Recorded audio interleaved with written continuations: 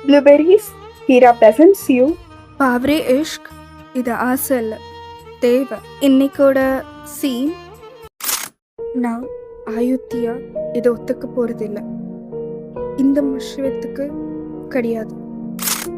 என் அழகிக்கு நான் எப்பவுமே துணையாக இருப்பேன். அது எதுவாக இருந்தாலும் சரி, இதுலேயும் கூட. என்னதான் அவள் மறுத்தாலும், நான் இங்கே வர வேணாம்னு யோசித்தேன் அப்படின்னு யோசித்தாலும், தன்னை பெத்த அப்பா அம்மா எப்படி நம்மளை பார்த்துப்பாங்க, முதல் வாட்டி வந்திருக்கோம் அப்படின்ற ஒரு தாட்டில் வரும்போது, அவங்க அப்பா முதல்ல பார்த்து பேசின முதல் வார்த்தையே அவளை ரொம்ப காயப்படுத்திடுச்சு. அது ஏன் வாங்க பார்க்கலாம். லாஸ்ட் எபிசோடில் என்ன பார்த்துருந்துருப்போன்னா, நீங்களும் உங்களோட வீட்டுக்கு போயிருந்திருப்பீங்க.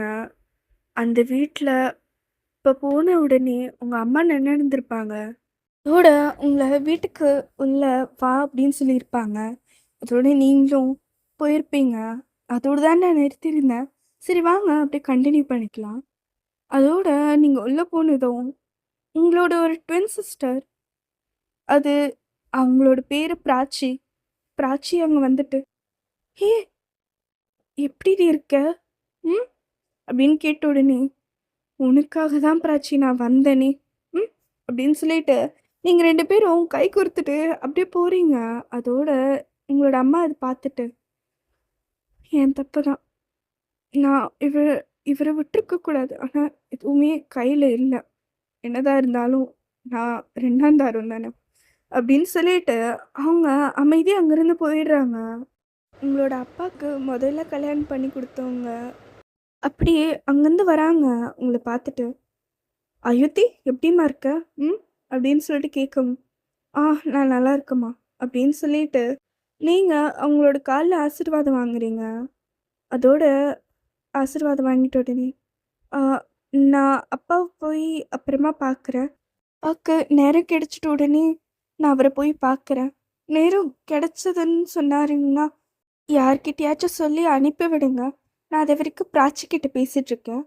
அப்படின்னு சொல்லிட்டு நீங்கள் பிராச்சியை கூட்டிகிட்டு நீங்கள் அவ கூட அவளோட ரூமுக்கு போகிறீங்க. போன உடனே, "ஏய் அயோத்தி, நீ ஏன் இப்படி பண்ணிகிட்ருக்க? உனக்குன்னு ரூம் இருக்குல்ல, வா நம்ம 2 பேரும் அங்கே போகலாம்." அப்படின்னு சொல்லிட்டு சொல்லவும், யாரும் அது எதுவும் பண்ணியிருக்க மாட்டாங்க அப்படின்னு சொல்லிட்டு சொல்லவும், "அச்சோ, அம்மா பண்ண சொன்னாங்க." அப்படின்னு சொல்லிட்டு சொல்லவும், "யாரு? நம்ம முதல் அம்மாவா?" அப்படின்னு சொல்லிட்டு சொல்லவும், "ஆமாம்." அப்படின்னு சொல்லிட்டு சொல்கிறாங்க. "நீ ஏன் நம்மளோட அம்மா கிட்ட?" அப்படின்னு சொல்லிட்டு பிராச்சி அதை முடிக்கிறதுக்கு முன்னாடி நீங்கள், "ம் நீ நம்மளோட அம்மா பற்றி பேசாத." அப்படின்னு சொல்லிட்டு நீங்கள் கோமா அங்கேருந்து ஒரு உங்களுக்கு ஃபேவரட்டான ஒரு லெஹங்கா தான்டா, அதை எடுத்துட்டு நீங்கள் ட்ரெஸ் சேஞ்ச் பண்ணலான்னு சொல்லிட்டு போகிறீங்க. ஐயோ! இவ வேற அம்மா பேச்சு கேட்டாலே ஏன் இவளுக்கு இவ்வளோ கோவம் வருதோ? என்னதான் இருந்தாலும் நம்மளோட அம்மா தானே அப்படின்னு சொல்லிட்டு அவ மணுமணுங்கிறா. அதோட அது அவங்களுக்கு கேட்டுரும். என்னதான் இருந்தாலும் நம்ம அம்மா தான். ஆனால் நான் என்ன கொடுக்கறதுக்கு அவங்க ஒரு நிமிஷம் கூட எதுவும் சொல்லலைல்ல, வேண்டான்னு சொல்லலைல்ல.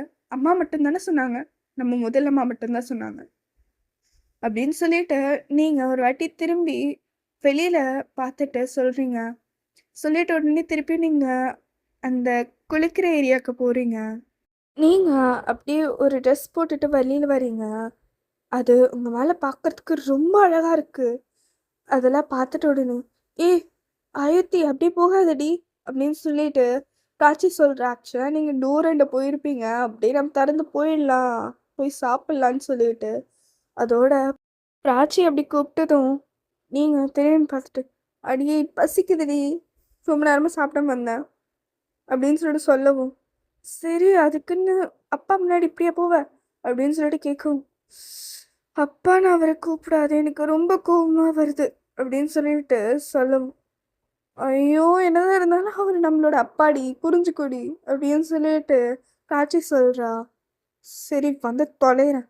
அப்படின்னு சொல்லிட்டு நீங்கள் போய் அவகிட்ட உட்காடுறீங்க. அதோட பிராச்சி அப்படியே உட்காந்துட்டு, "பரவாயில்லடி, முடியெல்லாம் நல்லா தான் பார்த்துக்கிற." அப்படின்னு சொல்லிட்டு சொல்லவும், என்னதான் இருந்தாலும் நம்ம ஜீன்ஸில் அழகான முடி இருக்கதான் சொல்லுது." அப்படின்னு சொல்லிட்டு சொல்லவும், அம்மாக்கும் நல்லா முடி இருக்கு அப்படின்னு சொல்லிட்டு சொல்லவும், நீங்க அப்படியே முறைக்கிறீங்க. சரி சரி முறைக்காத அப்படின்னு சொல்லிட்டு பிராச்சி கோல் எடுத்து உங்ககிட்ட கொடுக்குறா. அதோட நீங்க என்கிட்ட என்னோட கோல் இருக்கு, ஒன்று இந்த ராஜ்யத்தோடது வேண்டாம் அப்படின்னு சொல்லிட்டு நீங்க வைக்கிறீங்க. அடியே நான் கஷ்டப்பட்டு உனக்காக அரைச்சு வச்சேன்டி அப்படின்னு சொல்லிட்டு சொல்லவும், என்னது அரைச்சு வச்சியா நீயா அப்படின்னு சொல்லிட்டு உங்களோட கண்ணு அப்படியே விரியுது. நீயா பண்ண அப்படின்னு சொல்லிட்டு அதோட அதை பார்த்துட்டு ஆமா நான் தான் பண்ணேன். இப்போ உனக்கு அந்த கூழ் வேணுமா இந்த கூழ் வேணுமா அப்படின்னு சொல்லிட்டு கேட்கவும், நீ உன் கையில இருக்கிற கோலை கொடு, என்னதான் இருந்தாலும் என் தங்கச்சி செஞ்சதுல அப்படின்னு சொல்லிட்டு நீங்க அப்படியே சுண்டு விரலால அந்த கோல் அதாவது காஜலை எடுத்து உங்களோட கண்ணில் வைக்கிறீங்க. அதோட பிராச்சி என்ன அழகு, ஐயோ இதுக்காகவே இவளுக்கு அப்படின்னு சொல்லிட்டு பிராச்சி அவளோட பிங்கி ஃபிங்கர் எடுத்து கோல் எடுத்து உங்களோட காதுக்கு பின்னாடி வைக்கிறா. அதோட நீங்க நான் ஒன்றும் குழந்தை இல்லடி அப்படின்னு சொல்லிட்டு சொல்லவும், குழந்தை இல்லைதான் அண்ணா கண்ணு செம்மடி, எந்த ராஜாவது பார்த்து மயங்கி ஐயோ அப்படின்னு சொல்லிட்டு அவ சொல்லவும், நான் ஒன்றும் அந்த மாதிரிலாம் பண்ண மாட்டேன் அப்படின்னு சொல்லிட்டு சொல்லியிருப்பீங்க. அதோட பிராச்சி அவன் உன்னை பார்த்து மயக்கிறதோ இல்லை நீ அவனை பார்த்து மயங்கிறதோ அந்த ஆள் யாருன்னு தெரியல. ஆனால் எனக்கு இன்னமும் உள் மனசில் தோணுது யாரோ ஒருத்தர் அந்த மாதிரி வந்துட்டான்னுட்டு. என்னது அப்படின்னு சொல்லிட்டு நீங்கள் அவ சைடுக்கா திரும்பி கேட்குறீங்க. அதோட அவ நான் சொல்கிறது எப்பவுமே கரெக்டாக வந்திருக்கு, என்னோட சொல்லலாம் உண்மைதான் அப்படின்னு சொல்லிட்டு அவ உக்காஞ்சிக்கிறா. ஐயோ பையன் சொல்லிட்டு அப்புறமா தான் ஞாபகமே வருது, அங்க வெளியில 2 பசங்க. ஐயோ பிராச்சி போய் பார்த்துட்டு வந்துடுறேன் அப்படின்னு சொல்லிட்டு சொல்லவும், நான்லாம் இங்கேருந்து எழுச்சிக்கு போகிறதில்ல, நான் ரொம்ப அலைஞ்சிட்டேன் அப்படின்னு சொல்லிட்டு சொல்லவும், எங்கே அலைஞ்சேன் உட்காந்துட்டு தானே இருக்கேன் அப்படின்னு சொல்லிட்டு சொல்லவும், ஐயோ அப்பா வேற நீ போடி நான்லாம் பண்ண மாட்டேன் அப்படின்னு சொல்லிட்டு உட்காந்துக்கிறான். உன்கிட்ட சொல்லி என்னோட தொண்டை தான் காயுது அப்படின்னு சொல்லிட்டு நீங்க அங்கிருந்து ஜன்னல் வழியா பாக்குறீங்க. அங்க ஆக்சுவலா ஜேகே ஒன்றும் நின்றுட்டு தான் இருக்கான். அச்சோ பாவம் அப்படின்னு சொல்லிட்டு நீங்க அங்கிருந்து இறங்கி போறீங்க ஃபாஸ்டா. அதோட பிராச்சி அடியே எங்கடி போயிட்டு இருக்க கூட இன்னொரு குரலும் கேக்குது. அது பாட்டிமா தான், அவங்களும் கேட்டுட்டு இருப்பாங்க. அதோட நீங்க இருங்க வரேன் அப்படின்னு சொல்லிட்டு அந்த டோர் போறீங்க. டோர் போன உடனே நீங்க போயிருக்க வேண்டியதானே உங்களுடைய இடத்துக்கு, நீங்க ஏன் இன்னும் நின்றுட்டு இருக்கீங்க அப்படின்னு சொல்லிட்டு கேட்கவும், அதோட ஜேகே இல்லை அம்மா தான் அப்படின்னு சொல்லிட்டு சொல்லவும், ஏது முதலாளி அம்மாவா அப்படின்னு சொல்லிட்டு நீங்க கேட்கவும், ஆமான்னு சொல்றாரு. அதோட நீங்க ஆனா எதுக்கு உங்களை நிற்க சொன்னாங்க அப்படின்னு சொல்லிட்டு கேட்கவும், அவரும் உங்களை காக்கிறதுக்காக இருக்கணும்னு சொன்னாங்க அப்படின்னு சொல்லிட்டு அவர் சொல்லவும், ஆனால் என்னால் என்னை பார்த்துக்க முடியும் அப்படின்னு சொல்லிட்டு சொல்லவும், ராணி மாத சொன்னாங்க அப்படின்னு சொல்லிட்டு சொல்லவும், சரி உள்ளே வாங்க, ஏன் அங்கே நின்றுட்டுருக்கீங்க அப்படின்னு சொல்லிட்டு அவர் உள்ள கூப்பிடுறீங்க.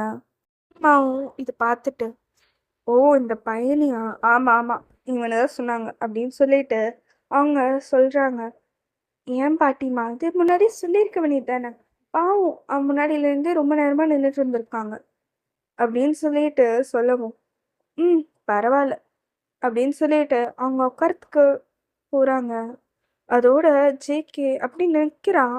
அதோட நீங்கள் அச்சோ வந்து உட்காருங்களேன், உங்களோட பேர் என்ன இப்போ வரைக்கும் சொல்லலை அப்படின்னு சொல்லிட்டு சொல்லவும், அவரும் நீங்கள் எப்படி என்னை கூப்பிடணும்னு தோணுதோ அப்படி கூப்பிட்டுக்கோங்க அப்படின்னு சொல்லிட்டு அவர் அப்படியே நிற்கிறாரு. அதோடு நீங்கள் முதல்ல உட்காருங்க அப்படின்னு சொல்லிட்டு நீங்கள் அவருக்கு உங்களுக்கு பக்கத்துலேயே வந்து சேர் போட்டு கொடுக்குறீங்க.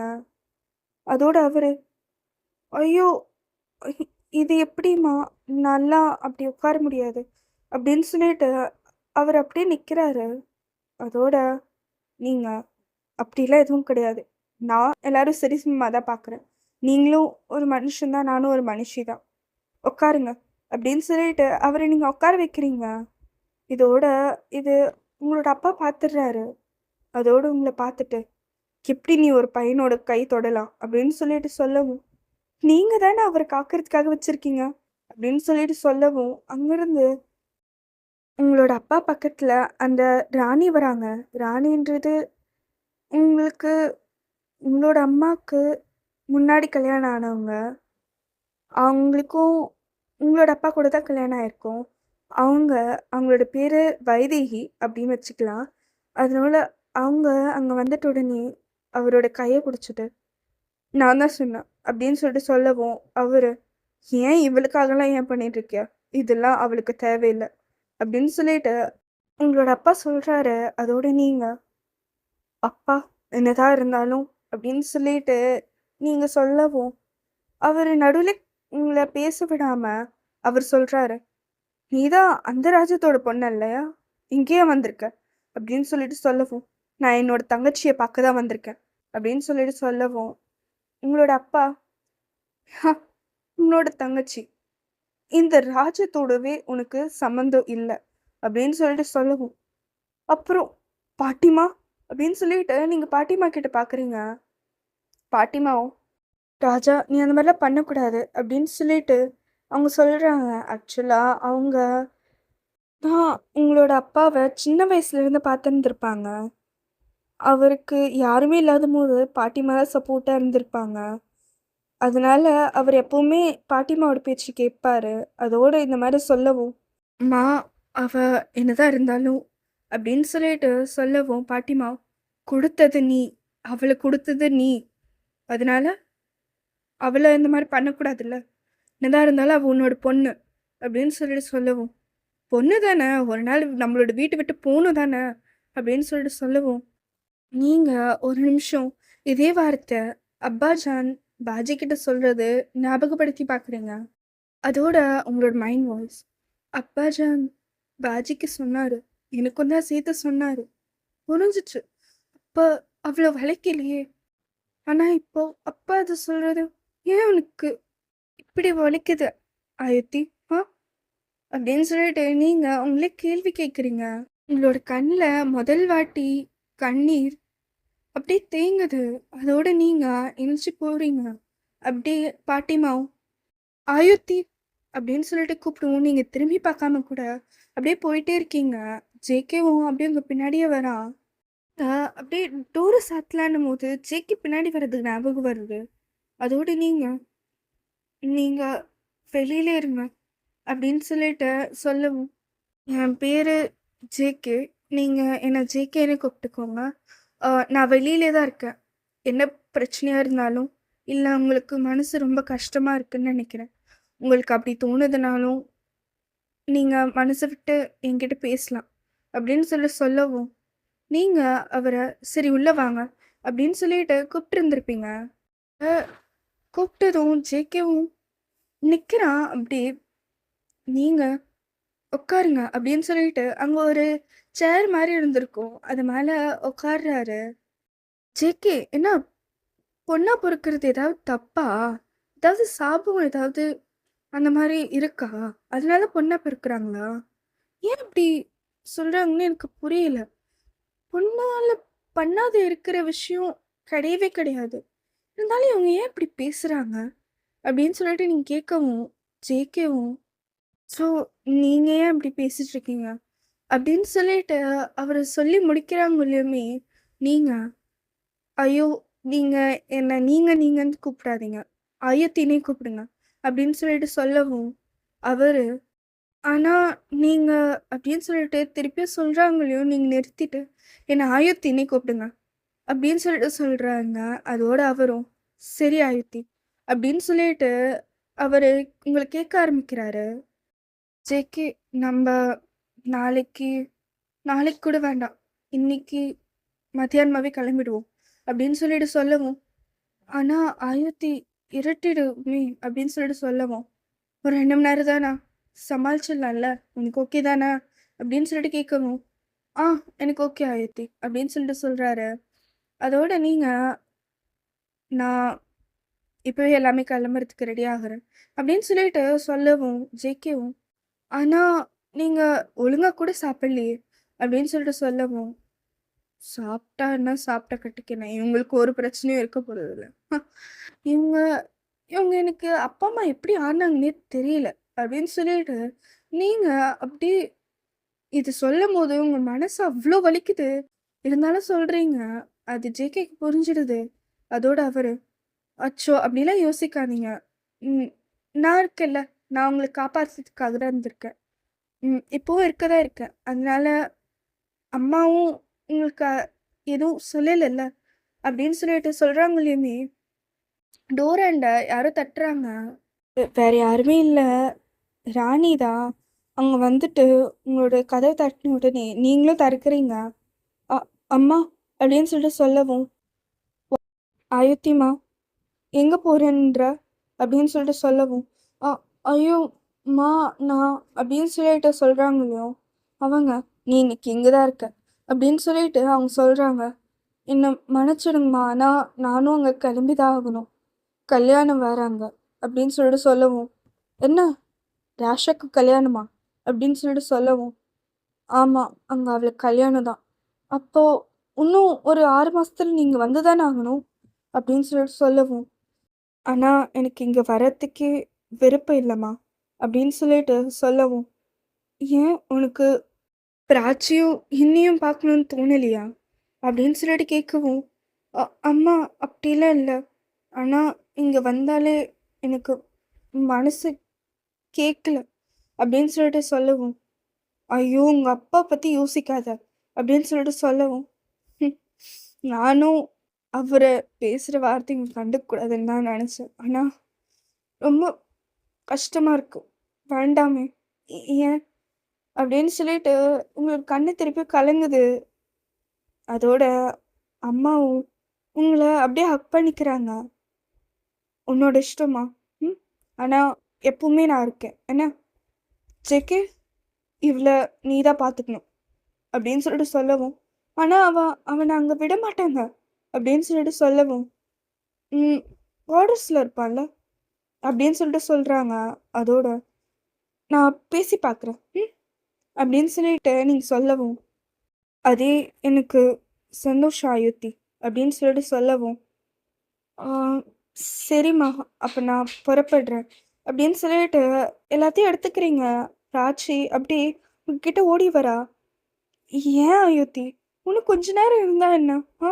அப்படின்னு சொல்லிட்டு கேட்கவும், நீங்க, "இல்ல பிராச்சி, நான் போய் ஆகணும். அவளுக்கு வேற கல்யாணம். அச்சோ! பாஜிக்கு வேற கல்யாணம். நான் போலேன்னா தப்பாயிடும். நானே ஒளிஞ்சு ஒளிஞ்சு தான் வந்தேன்." அப்படின்னு சொல்லிட்டு சொல்லவும், "ஒரு நாள் கண்டிப்பா வந்திருக்கா" அப்படின்னு சொல்லிட்டு சொல்லவும், "ம் வரேன். ம் என்ன கூப்பிட்டா நான் வரேன். பாய்." அப்படின்னு சொல்லிட்டு நீங்க அங்கேருந்து போறீங்க. ஜேகேவும் பின்னாடி வரான். அவன் இப்பதான் உங்கள முதல் வாட்டி இவ்ளோ ஹர்ட் ஆயி பார்த்துருக்கான். அதோட நீங்க அங்கேருந்து வெளியில வரீங்க. உங்களோட கண்ல இருக்கிற தண்ணி மட்டும் கொஞ்சம் தொடச்சு விட்டுட்டு, "பாட்டிம்மா நான் கிளம்புறேன்" அப்படின்னு சொல்லிட்டு சொல்லவும், "ஐயோ! உங்க அப்பா பேசுற பேச்சுக்கெல்லாம் நீ ஏம்மா இடம் குடுக்குற?" அப்படின்னு சொல்லிட்டு சொல்லவும், "ம் ம் நான் முன்னாடி சொன்னது தான் நான் அம்மாகிட்ட சொன்னேன். அதே தான் உங்ககிட்டயும் சொல்றேன். நான் நான் நிஜமா சொல்றேன். அப்பா பேசுறதெல்லாம் சீரியஸா எடுத்துக்கக்கூடாதுன்னு தான் நான் நெனைக்கிறேன். ஆனா, அவரு பேசுற ஒரு ஒரு வார்த்தையும் எனக்கு அப்படியே முள்ளு குத்துற மாதிரி இருக்கு.